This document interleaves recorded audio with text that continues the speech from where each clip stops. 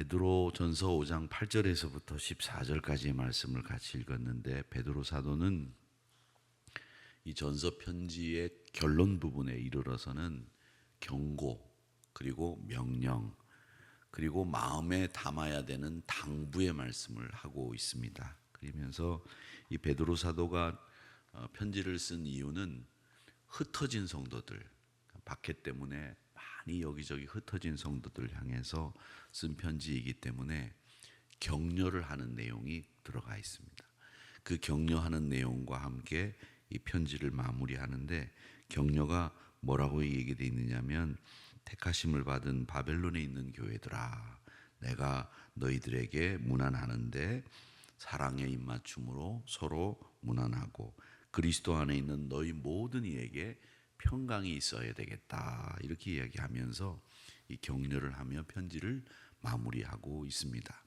그러면서 이 대적 마귀가 어떤 일을 통해서 성도들을 흔들고 교회를 넘어뜨리게 하는지, 이 환난의 때를 통과하고 있는 성도들에게 환난을 잘 통과할 수 있도록 격려하고 또 교훈을 주는 말씀으로 오늘 여기 기록을 하고 있는데, 제일 먼저 이 마귀가 혼란케 하는 이 세상에서 우리 그리스도인들, 이 교회는 어떻게 해야 되느냐, 8절의 말씀에 보면 제일 먼저 깨어 있어야 된다라고 말씀을 합니다.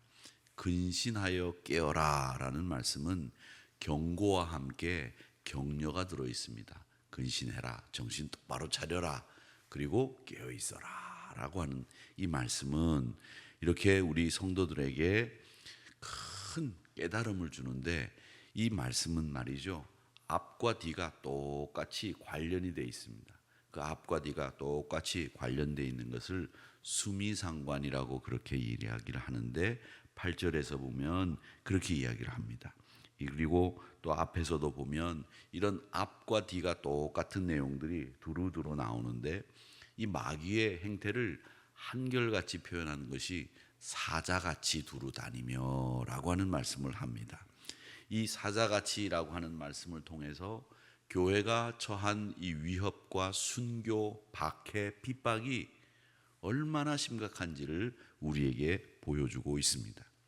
마귀는 빈틈을 노리다가 목덜미를 향해서 물어삼키는 사자와 똑같이 우리의 가장 소중하고 우리의 가장 중요한 부분을 물어서 그 자리에서 절명시킬 수 있는 방법을 알고 있기 때문에 너희들은 끝까지 마음을 놓지 말고 근신하고 깨어 있어야 된다. 하나님께서 너희들의 염려를 대신 떠안으시고 맡아주셨기 때문에 너희들 이 우는 사자와 같이 목덜미를 노리고 있는 사자에게 물리지 않도록 조심해라, 이 얘기를 하고 있습니다. 이 C.S. 루이스의 스크루테이프의 편지라는 책은 제가 몇 번 소개를 해드린 적이 있었는데, 지금까지 기독교 지성으로 기독교인들에게 가장 영감을 주는 책을 쓰신 분이 이 C.S. 루이스라고 하는 분인데, 많은 분들이 영향을 받았습니다. 그 C.S. 루이스의 스크루테이프의 편지에 보면 큰 마귀가 작은 마귀에게 예수 믿는 사람들을 넘어뜨리는 방법에 대해서 자세하게 기록을 해두고 있습니다.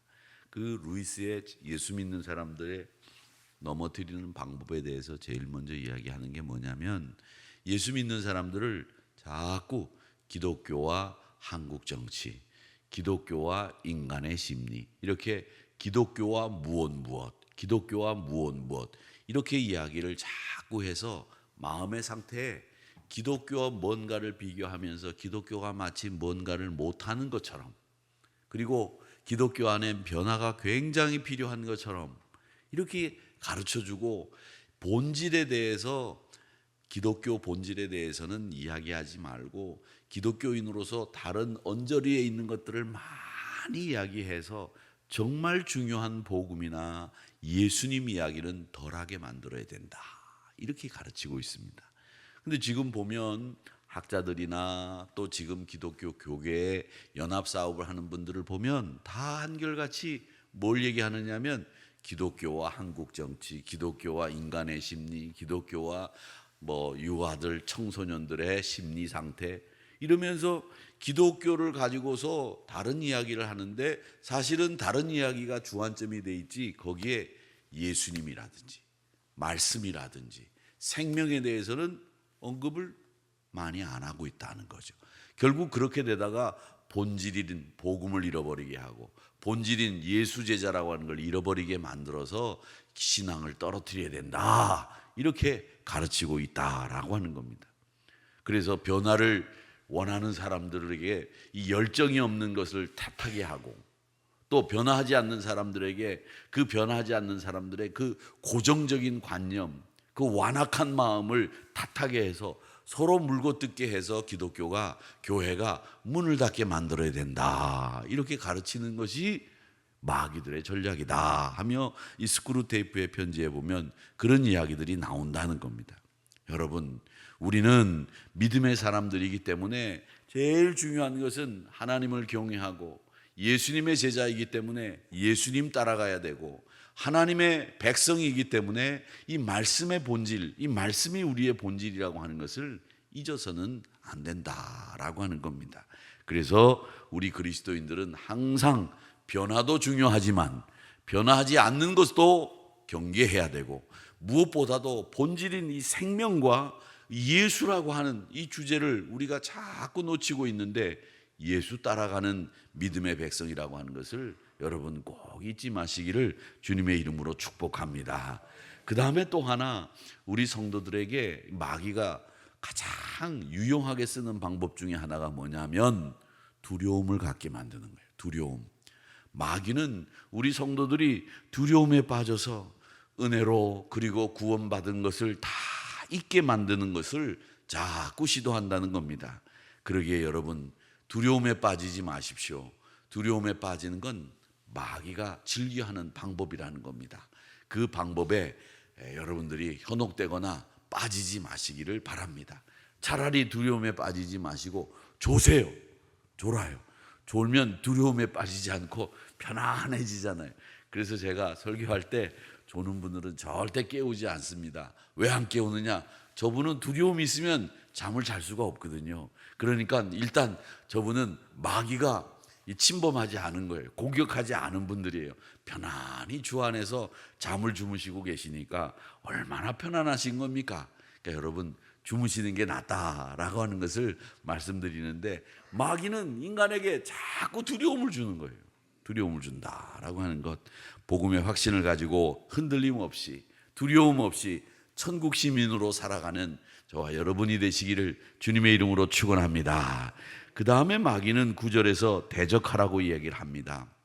이 대적하라는 말은 무슨 말이냐면, 우리가 구원의 투구를 쓰고 믿음의 방패를 붙이고 성령의 검을 가지고 있는데, 우리가 쓰는 이 복음의 전신갑주 중에서 진리의 허리띠, 평안의 복음의 신발, 이런 것들을 쭉 가지고 있는 중에 제일 공격할 수 있는 게 뭐냐면 성령의 검이에요. 이 성령의 검인데, 성령의 검은 말씀이란 말이죠. 이 공격이 최상의 방어라는 말이 있지 않습니까? 그러기에 대적하기 위해서는 우리 믿음의 성도들은 굳건한 믿음을 가지되 말씀의 지식을 우리가 가지고 있어야 됩니다. 여러분, 말씀을 외우라고 해서 말씀을 우리가 외우고 있지요. 이 말씀을 외우는 것은 여러분에게 마귀를 공격할 수 있는, 사탄을 공격할 수 있는 무기를 장착시키는 훈련입니다. 그것이 자꾸 머릿속에서 외우고 난 뒤에 또 떠나도 또 외우고 또 외우고 또 읽는 가운데에서 우리 심령 안에는 마귀를 공격할 수 있는 이 방어체제, 공격할 수 있는 무기가 생긴다라고 하는 겁니다. 그래서 믿음의 성도들에게 있어서는 성령의 검을 가져야 되는데, 이 마귀를 대적하는 방법은 뭐냐? 절대 하나님을 신뢰하는 겁니다. 절대 하나님을 신뢰하고 굳건한 믿음을 가져야 됩니다.